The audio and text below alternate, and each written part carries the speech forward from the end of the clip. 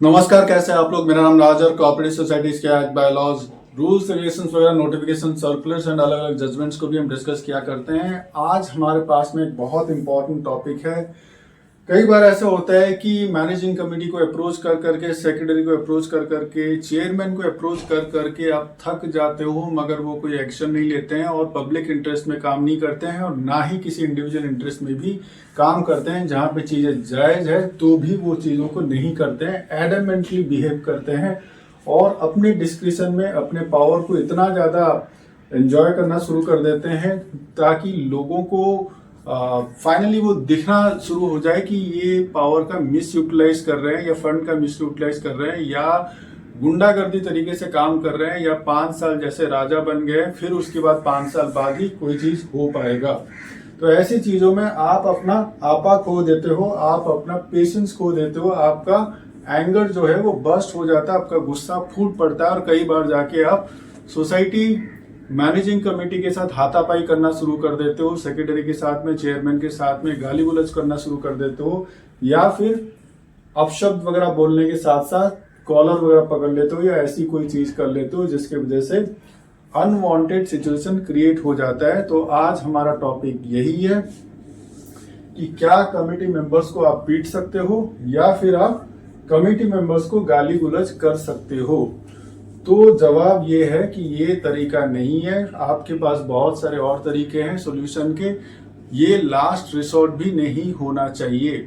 जब आपको कोई चीज करने की जरूरत थी वो आपने किया नहीं और फायदा फिर जो नहीं होना चाहिए था उन लोगों को होगा और सिस्टम में वैसे लूप होल्स क्रिएट होंगे। सिस्टम का जो मैनेजमेंट है वो प्रॉपर तरीके से काम नहीं करेगा, आर्बिट्रेरी तरीके से काम करेगा, अपने डिस्क्रिप्शन में लोग काम करेंगे, मैनेजिंग कमेटी पब्लिक इंटरेस्ट पे काम नहीं करेगी।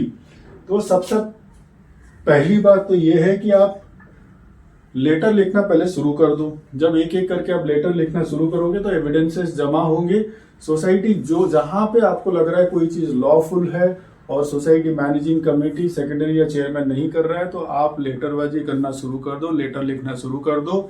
लेटर ना सिर्फ आप मैनेजिंग कमेटी को लिखो, सेक्रेटरी को लिखो, चेयरमैन को लिखो, बल्कि उनके ऊपर जो हायर अथॉरिटी है, असिस्टेंट रजिस्ट्रार, डेप्यूटी रजिस्ट्रार या ज्वाइंट रजिस्ट्रार या डीडीआर वगैरह, इनको भी आप लिखना शुरू कर दो।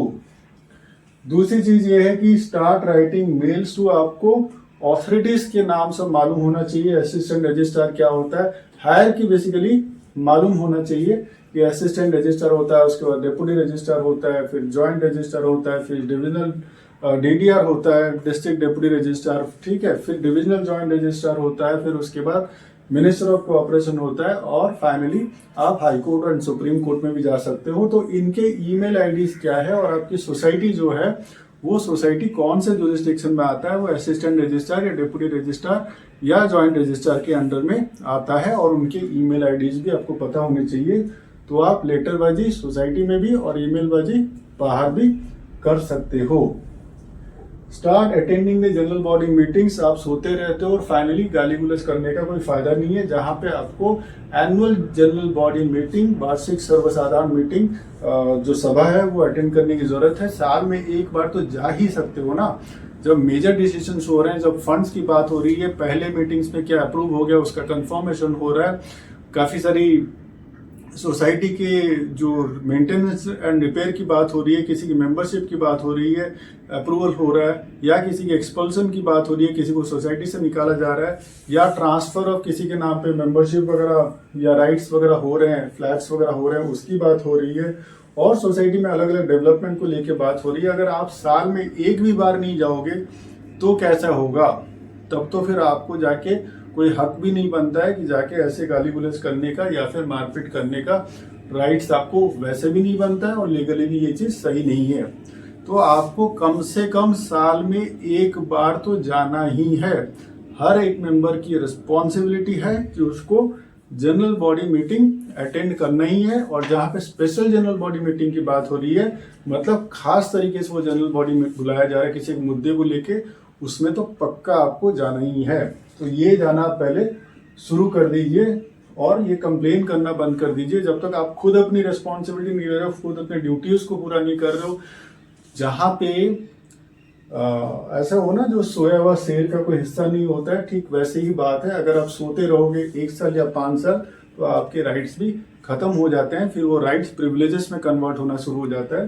तो भाई साहब जाग जो, बहन जी आपको जागना पड़ेगा। सोते हुए का कोई हिस्सा या कोई राइट्स प्रिविलेजेस भी नहीं होता है। स्टैक परचेजिंग, ठीक है, एक्ट का, रूल का, and Maharashtra cooperative societies act 1960, Maharashtra cooperative societies rules 1961 और मॉडल बायलॉज, जो भी जैसे वो अमेंडमेंट होता रहता है, उसमें चेंजेस जो बेस्ट जो भी मार्केट में होगा वो आपको लेना है। उसके प्रोविजंस को मराठी में पढ़ना शुरू कर दीजिए, इंग्लिश में पढ़ना शुरू कर दीजिए, जैसे भी जो समझ में आया। और अगर नहीं समझ में आया, हर सोसाइटी के अंदर कोई ना कोई एक्टिविस्ट आपको मिलेगा, कोई ना कोई एक्सपर्ट मिलेगा, तो आप उनसे भी थोड़ा थोड़ा देखते रहिए, जानते रहिए, उनसे पूछते रहिए, वो आपको एक्सप्लेन करके बता देंगे, ठीक है। मगर सोते रहोगे और कुछ नहीं करोगे, कुछ नहीं पढ़ोगे, टीवी देखते रहोगे, एंजॉयमेंट में ही पूरा टाइम चला जाएगा, तो बाद में घर बैठे कंप्लेन करने का कोई मतलब नहीं बनता है। Subscribe to housing society knowledge sharing channels, जैसे ये चैनल आप देख रहे हो, कोई भी आप ऐसा चैनल उठा लो जहाँ पे एक्सपर्ट्स जो हैं, एक्टिविस्ट जो हैं, या जिनको ऐसी चीजों में नॉलेज है, जो कंसल्टेंट्स है, वो कोऑपरेटिव सोसाइटी से रिलेटेड। कोऑपरेटिव सोसाइटी मतलब सिर्फ हाउसिंग सोसाइटीज ही नहीं, इसमें डेयरी भी आ सकता है, इसमें इंडस्ट्रियल भी आ सकते हैं, लेबर के आ सकते हैं, इसमें फार्म्स के आ सकते हैं। इससे बहुत सारी ऐसी कोऑपरेटिव सोसाइटीज हैं जो अलग अलग कैटेगरीज सब इसमें आते हैं। मगर हाउसिंग सोसाइटी की बात करें तो उससे रिलेटेड काफ़ी सारे कंसल्टेंट, एक्सपर्ट एंड जो सोशल एक्टिविस्ट वगैरह हैं वो वीडियोस बनाते रहते हैं, तो वो देख के एटलीस्ट आप सीखने की कोशिश करो, वो सबसे इजी आसान तरीका है। Alright, start contesting the elections. अगर आपको लगता है कि ऐसे लोग सिस्टम में आ गए हैं जो किसी की सुनते नहीं है, जो गुंडागर्दी करते हैं, या फिर जिनको कोई नॉलेज ही नहीं है, सिस्टम में बैठे हुए, कुर्सी में बैठे हुए, कुर्सी बेसिकली तोड़ रहे हैं और पैसा बेसिकली खा रहे हैं, तो आपके पास सिर्फ एक ही तरीका है। आप खुद देखिए, दलदल में अगर आप घुसोगे नहीं तो फिर कमल खिलेगा नहीं। तो अगर आपको लगता है अच्छे लोग सिस्टम में आए और 10 मेंबर की कमेटी है, तो 10 के 10 अच्छे लोग कॉन्टेस्ट करने की कोशिश करो। आपका गुडविल अगर अच्छा होगा और फाइनली लोग सपोर्ट करेंगे, आप सिस्टम में आओगे और फाइनली सिस्टम को चेंज कर पाओगे। तो आपको इलेक्शन में खड़ा होना जरूरी है, नहीं तो बिना दलदल में घुसे दलदल को साफ नहीं किया जा सकता है। Stand against the corrupt committee and their supporters. हर सोसाइटी में ऐसा होता है, कोई ना कोई, या तो पूरी की पूरी मैनेजिंग कमेटी करप्ट होगी, या उसमें से कोई 1, 2, 4, 20, 30, 40, 50% लोग करप्ट हो सकते हैं। कई बार ऐसा, अगर बहुत अच्छी बात है, अगर ऐसी लक अच्छा होगा तो पूरी की पूरी मैनेजिंग कमेटी अच्छी आपको मिल सकती है, मिल भी जाती है। मगर काफ़ी सारे केसेस में ऐसा नहीं होता है। तो जहाँ जहाँ पे वो करप्शन करने की कोशिश कर रहे हैं, जहाँ पे एग्जाम्पल लीजिए, अगर झूला लगाना है बच्चों का, वहाँ पे 2 लाख रुपए का झूला लगाना है और 5 लाख रुपए का बिल बना हुआ है, आप एजीएम भी नहीं जा रहे और वो क्लियर हो रहा है, बेसिकली आप लोगों का मिला के जो पैसा है वही पैसा जा रहा है, और 3 लाख रुपए का उसमें अगर हफ्ता बन गया है, ठीक है, कमीशन बन गया है और मिल बांट के सारे कमेटी वाले खा रहे हैं, तो उसकी रिस्पॉन्सिबिलिटी, उसकी लाइबिलिटी जो है वो उनकी तो है ही, मगर इसके जिम्मेदार जो है वो आप हो। आप जनरल बॉडी में नहीं जाते हो, आप इलेक्शन कॉन्टेस्ट नहीं करते हो, और आप कोई लेटरबाजी, ईमेलबाजी या कोई झंडा भी नहीं उठाते हो, ठीक है।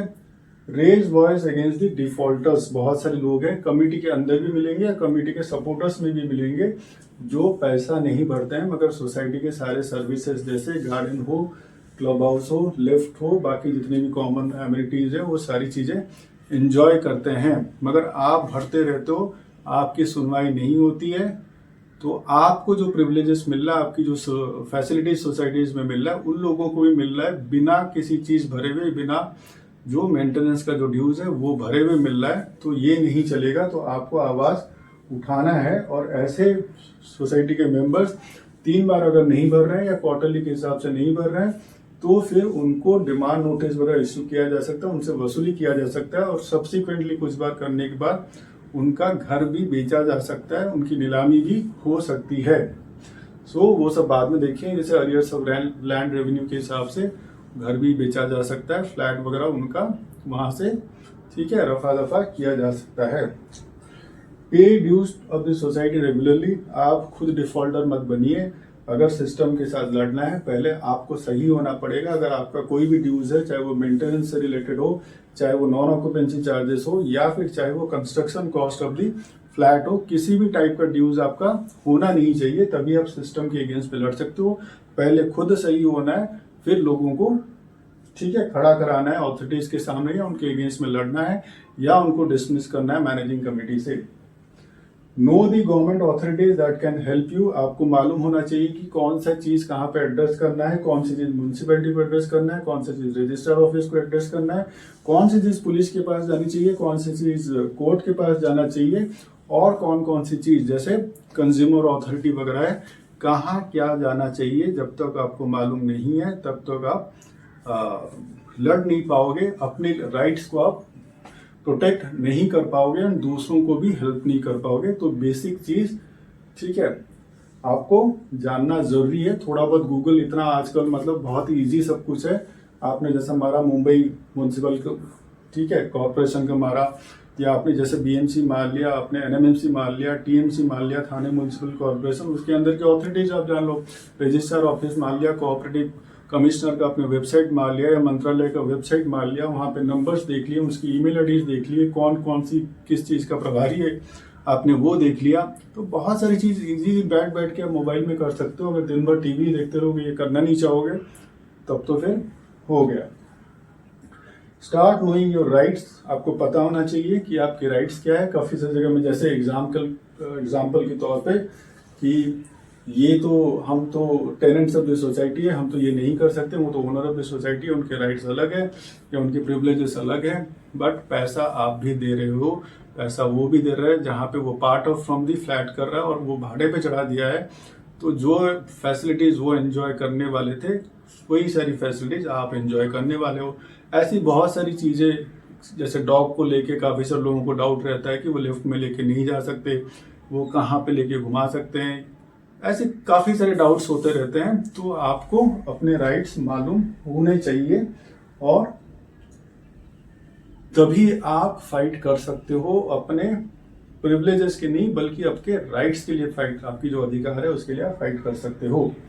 सो stand against the goondas, bahubalis and nuisance residents. ऐसे अगर 100 मेंबर की सोसाइटी है, आपको 100 के 100 ऐसे नहीं मिलेंगे, 10 लोग ऐसे मिलेंगे, बट 90 जो लोग हैं वहाँ पे, 90 जो लोग हैं वो अच्छे भी हो सकते हैं। कोई कम डरपोक होगा, कोई ज़्यादा डरपोक होगा, कोई बिल्कुल डरपोक नहीं होगा, कोई आपका साथ भी दे देगा, खड़ा हो जाएगा। ऐसे 20, 30, 40 लोग भी खड़े हो गए तो 10 लोगों की जो संख्या है वो कम होगी। मगर थोड़ा सा डेयरिंग करके, हिम्मत करके आपको सामने आना पड़ेगा, तभी थोड़ा बदलाव हो पाएगा। नहीं तो हर आदमी अगर छुपने लगेगा तो दूसरों के राइट्स की तो बात अलग है, अपने राइट्स भी वो प्रोटेक्ट नहीं कर पाएगा, वो भी बहाव में चला जाएगा। जैसे दूसरे हैं वैसे वो खुद भी बन जाएगा। तो आप कोई मिसाल अपने लिए तो खड़े कर ही नहीं सकते हो, आपकी जो नेक्स्ट जनरेशन है, आपके बच्चे हैं, आपके फ्रेंड्स हैं, आपके रिश्तेदार हैं और आपके पड़ोसी हैं, उनके लिए भी आप एग्जाम्पल क्रिएट नहीं कर सकते हो, एग्जेम्पलरी नहीं बन सकते हो। अपनी निगाहों में अपने आप को तो देखना ही है ना, तो वहां आप क्या जवाब दोगे। और like stop supporting illegal activities inside the society. ऐसी वो सारी चीजें जो इलीगल सोसाइटी में होते हैं, बाहर के लोग आके खेलते हैं, कोई इलीगल कंस्ट्रक्शन कर रहा है, कोई और चीज जैसे इलीगली पार्किंग कर रहा है, या कोई इलीगली जैसे बिना पैसा दिए हुए सोसाइटी के सारे फैसिलिटीज एंजॉय कर रहा है, या कोई ऐसा कंस्ट्रक्शन कर दे रहा है जो जहाँ पे जिस चीज़ की ज़मीन ही नहीं है, या किसी ने इलीगली कोई गार्डन बना लिया है, या कोई किसी ने इलीगली कोई टैप ऑफ वाटर ले लिया है, या कोई इलेक्ट्रिसिटी मीटर लगा लिया है, या कोई दुनिया भर की चीज़ें हो सकती हैं। ऐसी चीज़ों को आप सपोर्ट मत करो, चाहे वो किसी भी फ्लोर में हो, किसी भी कितना भी अच्छा रिलेशन आपका हो, चाहे वो मेंबर हो या नॉन मेंबर हो, टेनेंट हो, ओनर हो, जो भी हो, आपको नहीं करना है, नहीं करना चाहिए। तभी आप आइडियली शायद कुछ do not get scared of approaching the police and the court.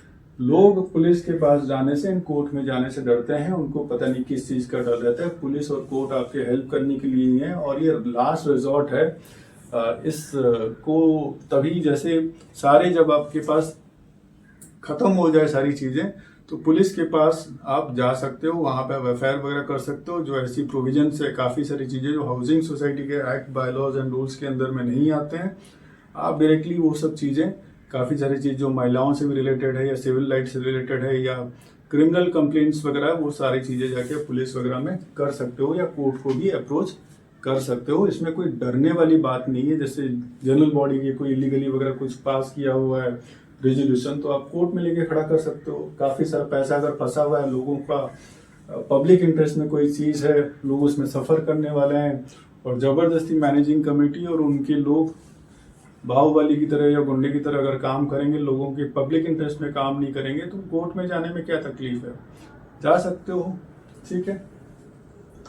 So know the last resource of the act and sections में ऐसे बहुत सारी प्रोविजंस है महाराष्ट्र कोऑपरेटिव सोसाइटीज एक्ट में, महाराष्ट्र कोऑपरेटिव सोसाइटीज रूल्स 1961 में, एक्ट 60 में, और मॉडल बायलॉज के अंदर जहाँ पे सेक्शन 77A की बात हो रही है, सेक्शन 78 की बात हो रही है, 78A की बात हो रही है, फिर उसके बाद 80 की बात हो रही है, 81 की बात हो रही है, 83 की बात हो रही है, 146 की बात हो रही है, 91 की बात हो रही है एंड 101 की बात हो रही है। बेसिकली ये सारी वो प्रोविजंस है ऑफ द, ये सारे वो सेक्शंस है of the Maharashtra cooperative societies act 1960, और अमेंडमेंट्स जैसे होते रहते हैं, जिसके बेस पे आप कमेटी को हटा सकते हो, उनके गद्दी से फिर से इलेक्शन करा सकते हो, या किसी ऑथराइज्ड ऑफिसर को, प्राधिकृत अधिकारी को या प्रशासक को वहां पे बिठा सकते हो, एंड उसको छोड़ के डिफॉल्टर्स को भी जैसे निकाल सकते हो। डिफॉल्टर्स का नीलामी भी जैसे कराया जा सकता है। इसको छोड़ के अकाउंट से रिलेटेड अगर कोई धांधली हुआ है, वो सब भी आप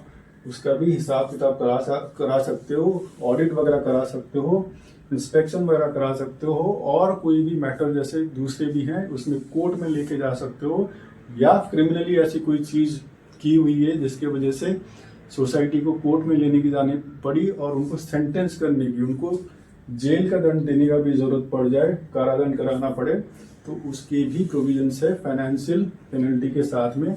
तो ये सारी चीज़ें आप कर सकते हो।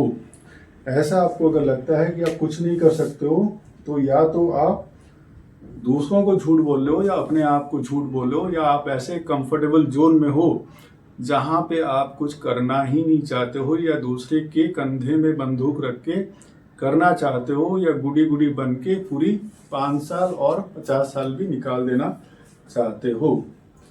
तो एक अच्छा नागरिक तो बनना ही है, अच्छा आपको रेसिडेंट भी बनना है, अच्छा ओनर भी बनना है, अच्छा मेंबर ऑफ द सोसाइटी भी बनना है, जो अपना तो राइट्स और प्रिविलेजेस को मेंटेन कर पाए, प्रिजर्व कर पाए, दूसरों का भी करने का कोशिश करे, और सिस्टम में बदलाव लाने की कोशिश करे, सिस्टम को अच्छा बनाने की कोशिश करे, नॉन करप्ट बनाने की कोशिश करे, जिससे पूरी सोसाइटी का और पूरी समाज का भला हो। तो ऐसे ही कोऑपरेटिव सोसाइटीज के एक्ट, बायलॉज, रूल्स, रेगुलेशंस को जानने के लिए आप साथ में जुड़े रहिए। आप सबका बहुत सारा धन्यवाद।